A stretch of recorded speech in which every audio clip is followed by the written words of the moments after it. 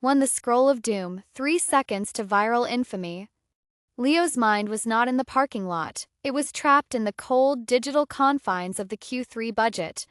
He had backed neatly into the spot, the precise alignment a momentary balm to his frayed corporate nerves, but the engine was still running, the gear still in reverse. He was performing a mandatory 5-minute cooldown after a quick oil change, waiting for the amber warning light to signal completion, but his VP's email, urgent, Q3 budget review due 9 a.m., had violently overridden all real-world concerns. It was a classic corporate tactic. Dump a crisis onto a subordinate just before the deadline, demanding an immediate, detailed response. Leo leaned forward, tapping the glass, his brow furrowed as he scrolled furiously through the dense, numerical summary. He felt the abstract weight of the economy in his hands, oblivious to the very real, very expensive vehicle waiting silently behind him. He knew his foot was on the brake.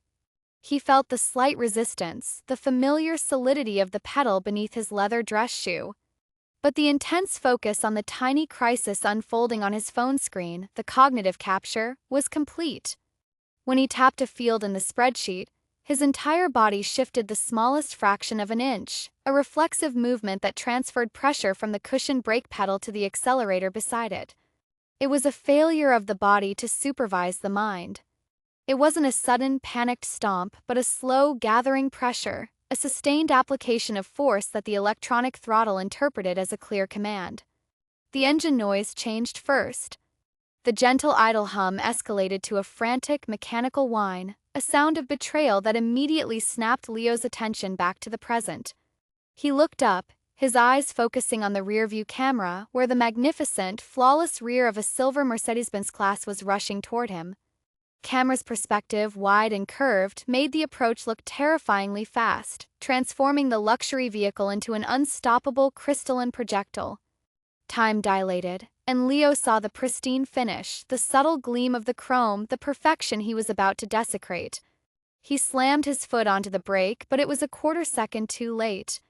The subsequent crunch was not a shattering sound, but a muffled, deep thud, the expensive sound of high-end materials absorbing impact, bending and yielding to Leo's carelessness. It was the sound of thousands of dollars and, far worse, the sound of his anonymity being publicly dismantled. The driver, Mr. Harrison, emerged instantly. He moved with the calibrated, slow-motion indignation of a man whose day had been ruined by the sheer incompetence of the lower classes. Harrison did not scream or swear. He simply pointed, with theatrical precision, at the small, black eye of his dashcam mounted high on his windshield. He didn't check the bumper for damage. He checked the light on the recorder. "I got that," Harrison declared, his voice a low, vibrating baritone of pure contempt. "Every single slow-motion pixel of your distraction. The text. The dip of the head. The accelerated lunge. All of it is recorded.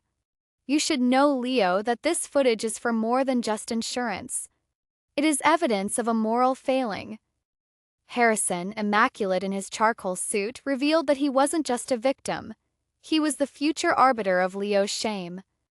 He was the recently elected president of the Highland Meadows HOA board, and he treated the parking lot as his personal jurisdiction. Leo looked back at the email on his phone, the Q3 budget review now utterly meaningless. The digital crisis had caused a real-world disaster, and the real world had retaliated by making his 3-second mistake a permanent fixture in the digital record. The shame was immediate, pervasive, and seemed to cling to his skin like cold oil. He knew with absolute certainty that Harrison wouldn't just be settling the claim. He would be extracting maximum public vengeance. To the algorithm's punishment, the first million views. The bureaucratic pain of the insurance claim, the forms, the phone calls, the estimated costs, was tedious but manageable. The digital fallout, however, was a relentless, asymmetrical assault that left Leo physically ill. 48 hours after the accident, the first notification arrived. It wasn't a claim update, it was a text from his younger, digitally savvy sister. "You're a meme, Leo. Look." The link led to a popular platform dedicated to automotive blunders, where Harrison's pristine 4K dashcam footage had been uploaded. The title was a knife twist, entitled "Idiot Parks by Braille, Watch the Phone Scroll." The video was a professional-grade execution of public humiliation. Harrison had not only uploaded the raw footage but had also added graphic overlays, a bright red circle highlighting Leo's head dip, and a counter that ticked down from 3 seconds to impact. The footage was looped endlessly, accompanied by a ridiculously jaunty, mocking soundtrack. Comment section was a torrent of collective, anonymous rage and schadenfreude. Reverse guy deserves to be locked in a garage for life. This is exactly what happens when you let the corporate drones out of their cubicles. Look at that car, he's clearly thinking about his crypto portfolio, not the concrete. The immediate, universal judgment was paralyzing. Within the week, the Scroll of Doom video had breached the 2 million view mark. Metastasized across the internet, mutating into different, inescapable forms. On TikTok, the moment of impact became a viral soundbite set to a dramatic symphony, used to caption unrelated moments of failure or incompetence. On X, formerly Twitter, still images from the footage were used to summarize political and economic incompetence. Leo's face, though blurred by the camera's angle, was distinctive enough that acquaintances, colleagues, and neighbors began to recognize him. The shame was a relentless psychological pressure, forcing him to avoid grocery stores, cancel social plans, and dread the simple act of checking his phone. Peak of his digital agony arrived during a critical quarterly video conference. Leo was presenting a complex sales funnel when, during a screen share, a junior analyst minimized his work window. For a terrifying, eternal fraction of a second, the analyst's desktop was visible, and tucked into the corner was a small, infinitely looping GIF of the Mercedes impact. The analyst froze, his face draining of color, and immediately closed it, but the damage was done. VP Thompson, who had been leaning back with his usual air of bored authority, sat bolt upright. The meeting ended abruptly. 10 minutes later, the inevitable email arrived from Thompson. It wasn't about the Q3 budget.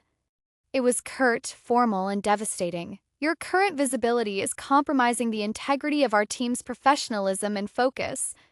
I have temporarily reassigned your client-facing duties. You need to handle this situation immediately. The email confirmed Leo's worst fear. His 3 seconds of distraction had not only ruined his anonymity but had actively threatened his professional survival. He was now a ghost in his own life, defined solely by a ubiquitous, looping moment of failure, a digital outcast whose continued presence was deemed a threat to the established, ordered corporate world. He felt an intense, irrational urge to smash his phone, to physically destroy the device that had become the lens for his public shaming, but the practical terror of disconnecting from work kept his hands steady. The algorithm had decided his fate, and it was a judgment of continuous, escalating humiliation. Subscribe with us now and stay connected as we journey through every chapter together. Now back to our story. 3. The Silent Fury, the Mercedes owner's demand for vengeance. Leo's meeting with Mr. Harrison was a carefully orchestrated power display, not a discussion about insurance. Harrison's home in Highland Meadows was a study in sterile, prohibitive perfection, a brutalist fortress of gray stone and glass that seemed specifically designed to repel warmth and personality. Inside, the furniture was museum-quality, angular, and uncomfortable. Harrison offered Leo water in a slender crystal glass, the ice cubes clinking like tiny, expensive threats. The S-Class is being detailed and repaired at an authorized German facility, Harrison announced, his tone clinical. The insurance premium adjustment will be significant but manageable for a man of your means. We are not here to discuss sheet metal, Leo. We are here to discuss order. Harrison then transitioned seamlessly from a victim to an authority figure, his identity as the newly elected HOA president becoming the central focus. He paced slowly beside a wall-sized window overlooking a perfectly manicured emerald lawn. Highland Meadows is not merely a subdivision, it is a brand. It is a highly managed ecosystem built on meticulous adherence to rules. Your video, that Scroll of Doom, is an act of digital vandalism against that brand. Broadcasts chaos and incompetence. I cannot have the face of our community being a meme. He produced a thick embossed folder in the HOA's signature deep blue color. contained not just the violation notice but a comprehensive financial structure that made Leo's jaw drop. "This is a notice of intent to issue fines," Harrison stated, his voice devoid of emotion.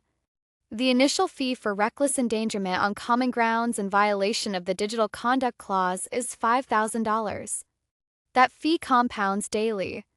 Furthermore, we are adding an escalating surcharge for community image repair and security monitoring costs, utilizing the video as evidence of systemic risk."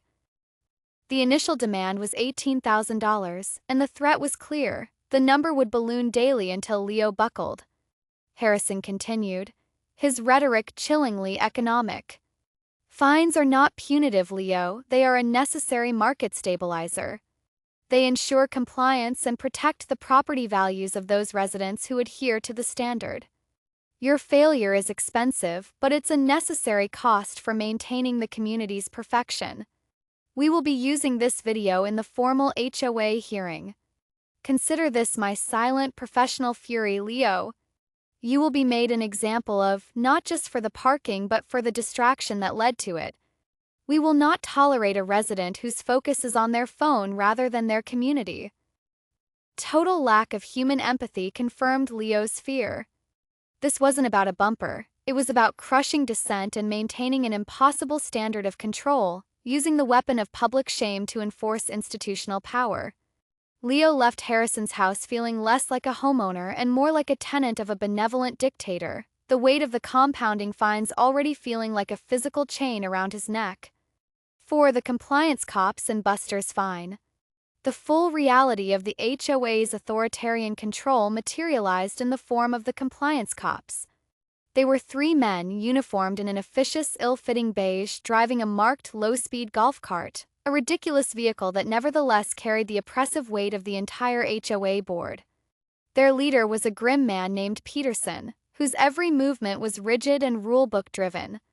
They patrolled the neighborhood with meticulous, almost obsessive regularity, clipboard in hand, documenting every minuscule deviation from the HOA's 20-page aesthetic code.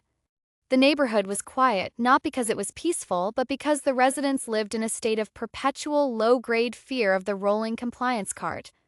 One overcast Tuesday, Leo witnessed the cops in action, and the experience shifted his anxiety from self-pity to righteous rage.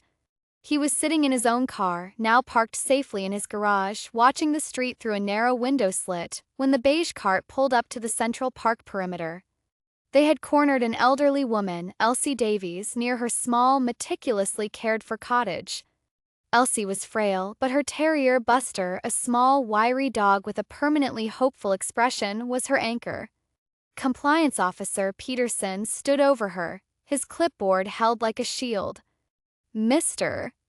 Davies, that is unapproved gravel composition," Peterson declared, pointing a blunt finger at a tiny patch of white decorative rock near her mailbox. Section 4.12 clearly mandates a minimum particulate size of 3/8 inch for all perimeter aggregates. Your aggregate is 1/4 inch. That is a $250 fine. Elsie shrank visibly, clutching Buster tighter. The dog, sensing her distress, nudged his head against her arm in silent comfort. Peterson then moved on to the more egregious charge. "Furthermore, Mr. Davies, regarding the common area violation, Buster's last documented walk at 14:05 hours extended 18 inches onto the common area lawn adjacent to the cul-de-sac. That is a failure to contain fine." He slapped a second, more severe notice into Elsie's trembling hand. "This is your third violation this month, Mr. Davies. The fine is $750. You are hereby advised." As the cops zoomed away in their absurd golf cart, leaving Elsie pale and shaking, Leo saw the true nature of their operation. It wasn't about enforcing standards, it was about revenue generation through fear and harassment, targeting the most vulnerable. Elsie, tears brimming in her eyes, didn't argue or protest. She simply folded the crisp white paper, her hands shaking, the weight of the thousands of dollars the HOA was extorting from her hanging heavily in the air. Buster, completely unaware of the bureaucratic peril, just licked her wrist. Leo realized his $18,000 fine was personal vendetta, but Elsie's fine was systemic oppression. His humiliation was a sideshow. Elsie's potential foreclosure was the main event. His fight had just become immeasurably larger and more necessary. Let's stay connected. Subscribe and join me on this journey every step of the way. 5. Meme and loathing. The humiliation gets personalized. Leo's life had become an exercise in evasion, a desperate attempt to outrun his 3-second viral moment. The sheer volume of the digital noise had begun to colonize his physical reality, leading to a state of perpetual, crippling paranoia. He started wearing a dark baseball cap pulled low, even indoors, convinced that every passing glance from a neighbor or a barista was a recognition of reverse guy. The meme factory showed no signs of slowing down. His face, poorly cropped and digitally aged, was now integrated into motivational posters. Don't be a reverse guy. The video soundtrack, the ridiculous crunch noise, was now a customizable ringtone. His attempts to legally scrub the video were not only futile but counterproductive. Clara, his newly hired lawyer, explained the harsh reality. Every official takedown request only generated 5 mirror copies and a dozen new commentary videos mocking his failed attempt at censorship. "You're pouring gasoline on the Streisand effect, Leo," she warned him gently. "The internet considers your mistake public domain." The relentless exposure resulted in a severe, voluntary isolation. He moved his desk away from the window, canceled his gym membership, and had groceries delivered. He developed a ritualistic fear of his phone, treating it like a poisonous artifact. Every evening, he locked it away in a heavy and used safe in the back of his closet, only retrieving it for scheduled work calls. This Luddite retreat was a survival mechanism, a desperate bid to create a small island of silence in the deafening, mocking noise of the internet. Professional damage was irreparable.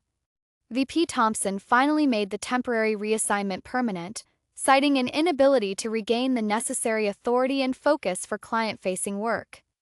Leo was shifted to an internal data processing role, effectively demoted and marginalized. He was now a corporate phantom, paid to process the numbers he once managed, a job that allowed him to work almost entirely from the confines of his shame-filled house. But even in the safety of his living room, the humiliation had a way of seeping in. One night, while attempting to watch a neutral documentary, a commercial break began.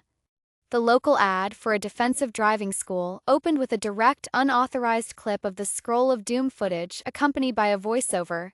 "Don't let 3 seconds of distraction define you. Call us today." Leo lunged for the remote, his heart hammering against his ribs, his face flushed with agonizing shame. The realization hit him with brutal force. His mistake was no longer just a meme, it was a widely licensed, profitable tool used by others, a perpetual digital monument to his failure that he had absolutely no power to destroy. This total loss of control cemented his resolve. The fight had to pivot from trying to scrub the internet to dismantling the powerful institution, the HOA, that was using the meme as a weapon.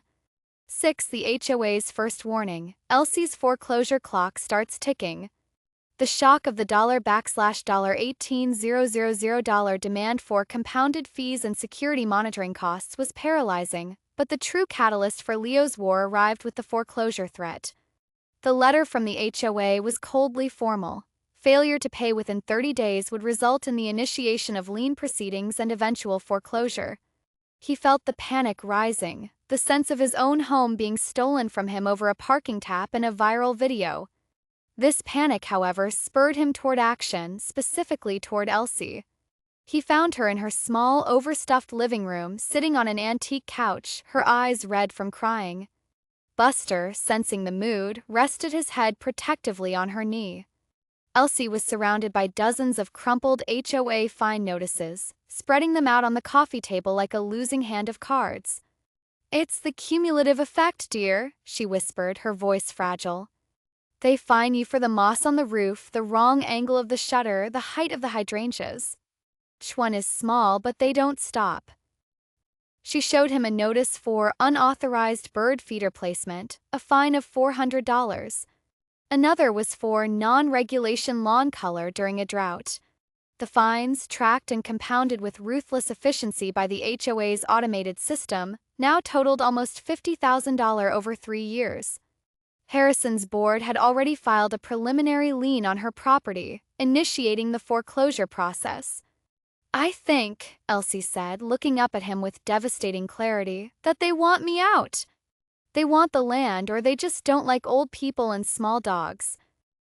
Seeing the sheer bureaucratic cruelty of the scheme, the predatory targeting of a vulnerable resident over trivialities, designed solely to strip her of her primary asset, snapped Leo out of his self-pity. His $18,000 fine was a vendetta. Elsie's impending homelessness was a crime. He realized the scroll of doom had merely given Harrison the justification he needed to formalize the HOA's true business model: economic control through micro-tyranny. Leo knelt beside her, gathering the crumpled notices. "They're not getting your home, Elsie," he said, the words surprising him with their sudden conviction. "We are going to fight them. This isn't about my parking anymore. This is about exposing them for what they are." The fear was replaced by a cold, burning determination. He no longer saw himself as the viral idiot. He saw himself as Elsie's reluctant protector, the only person with the financial means and legal access to push back against the systematic abuse. The foreclosure clock ticking on Elsie's quiet, charming cottage became the final, non-negotiable deadline for his mission. 7. The cease and desist backfire, escalation and publicity. The fight began with a single aggressive counterstrike delivered by Leo's sharp new attorney Clara Rodriguez. Clara was young, fiercely ethical, and possessed an uncanny understanding of bureaucratic loopholes in modern media. She saw the HOA's action not as a community dispute, but as a case of institutional bullying disguised as governance. Clara's first move was a formal 6-page cease and desist letter delivered to Harrison. It meticulously documented the lack of evidence for the exorbitant security monitoring costs and demanded the immediate withdrawal of both Leo's and Elsie's fines, threatening a class action suit based on predatory financial practices. Harrison's response was not only swift but brilliantly theatrical, designed to weaponize Leo's shame one final time. He didn't respond to Clara directly. Instead, he issued a new mandatory HOA notice to every resident. Due to unprecedented and ongoing litigation and a deliberate campaign of misinformation following a serious act of vehicular recklessness, a special town hall meeting is required. The agenda will include a mandatory community awareness and safety screening of the incident footage to remind all residents of the standards of conduct required in Highland Meadows. Harrison, with calculating malice, ensured that the full text of the mandate highlighting the mandatory screening of Leo's recklessness was immediately leaked to a local news blog. The headline exploded across the regional digital news sites: HOA forces residents to watch neighbors' humiliating parking fail on giant screen. Leo was horrified. "He's weaponizing my shame again," he raged to Clara. "It's an act of psychological torture." Clara, however, was strangely calm. "He miscalculated, Leo. He wanted to humiliate you, but he achieved something better. He made the HOA the villain. This isn't just local news. This is a viral news story about institutional abuse. We're going to use this town hall, Leo. We're going to give him the theatrical show he demanded, but we're going to use it to expose his moral bankruptcy, not yours." The HOA's escalation had failed to crush Leo. Instead, it had given him the largest possible platform for his evidence. The battle was now public, dramatic, and set to climax on a projector screen in the community center. 8. The Town Hall of Shame, Elsie's silent witness. The night of the mandatory town hall was a circus. Local news vans idled outside the community center, their parabolic microphones pointed toward the door. Inside, the auditorium was oppressively packed, the air thick with the humidity of judgmental curiosity. Leo, flanked by Clara, sat in the front row, feeling every eye in the room judging the viral pariah. Harrison, radiant in a freshly pressed suit, ascended the podium with the smug confidence of a prosecutor delivering a guaranteed conviction. He launched into an hour-long self-serving monologue, citing the astronomical costs of maintaining property value sanctity and the necessity of high fines to cull non-compliant elements. Then the stage was set. Harrison declared with feigned solemnity, We must now see the evidence of the recklessness that necessitated this crisis. The lights dimmed. The huge projector screen dropped and the scroll of doom video began. Amplified over the professional PA system, the initial whine of the engine and the amplified, sickening crunch boomed through the silent room. The footage, crystal clear, looped 3 times. Leo felt the physical pain of the humiliation, the sweat on his palms, the hot flush on his neck, as he was reduced once again to a looping, helpless digital idiot. But on the 3rd loop, he broke his gaze from the screen and looked toward the back of the room. There sat Elsie, clutching Buster tightly. Buster, startled by the booming sound effects, burrowed his face into her chest. Elsie was not watching the screen. Her eyes were cast downward, fixed on a spot on the industrial carpet near her feet. Leo followed her gaze.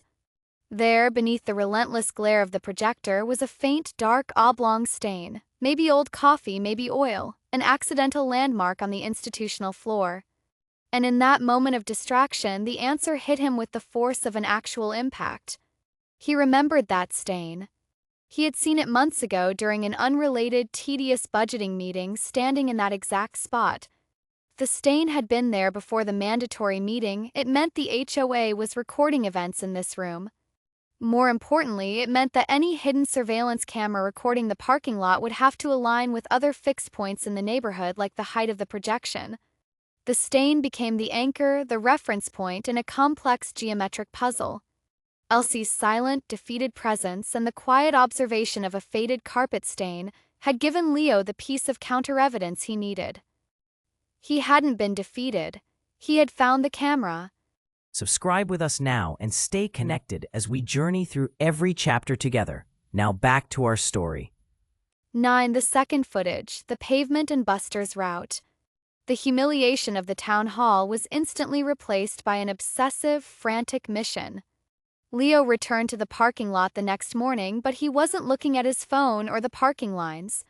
He was looking at the fixed environment the way a private investigator would study a crime scene. The key was the low-angle reflection he'd seen off the carpet stain in the town hall.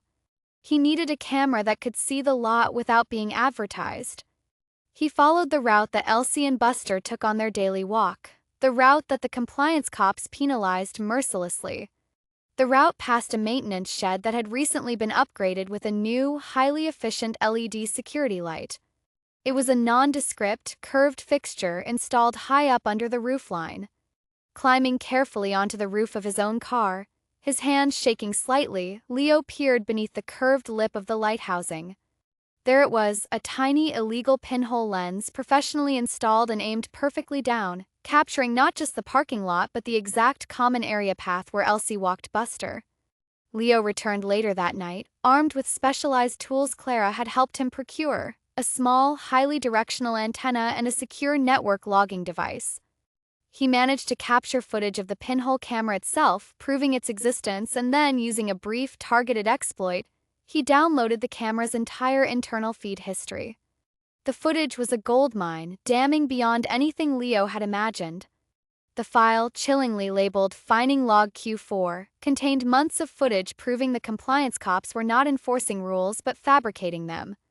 There were multiple clips showing Peterson and his cohorts using white spray paint and makeshift stencils to redraw no parking zones and common area boundaries just before finding residents. They were creating the violations, not documenting them. Worst of all, Leo found a time-stamped audio clip of Harrison speaking directly into the camera, giving explicit orders to target Elsie, referring to her simply as the little dog walker who needed to be monetized and removed before the annual meeting. The evidence was irrefutable. The compliance cops were not protectors of property value, but a private, profit-driven surveillance apparatus, personally directed by the HOA President to execute economic warfare against the vulnerable. The second footage had turned the tables completely. The shame was Leo's no longer, it was Harrison's to bear. 10. The final log out, reclaiming privacy and silence. The final confrontation was swift, brutal, and orchestrated with surgical precision by Clara. She filed an emergency injunction, forcing a final unscheduled HOA meeting just 2 days after the town hall. The atmosphere was poisonous, a mix of fear, rumor, and anticipation. Leo and Clara arrived with a small projector and speakers. Harrison, still confident but visibly unsettled by the lack of prior notice, began the meeting by demanding an immediate vote to censure Leo and finalize his foreclosure. Then, Clara took the floor. She didn't launch into a legal defense, she launched an attack. "Mr. Harrison claims he uses surveillance to enforce safety," she began, her voice ringing clear. "I agree. Surveillance is necessary. I just have different footage to share." She projected the contents of the pinhole camera feed onto the screen, the very screen that had broadcast Leo's humiliation just days before. The residents watched in horrified silence as they saw Peterson and the compliance cops redrawing parking lines, fabricating unapproved mulch zones with colored chalk, and documenting the violations they had just created. The room began to murmur, the murmurs quickly escalating to gasps of outrage. Clara then played the audio clip from the fining logs.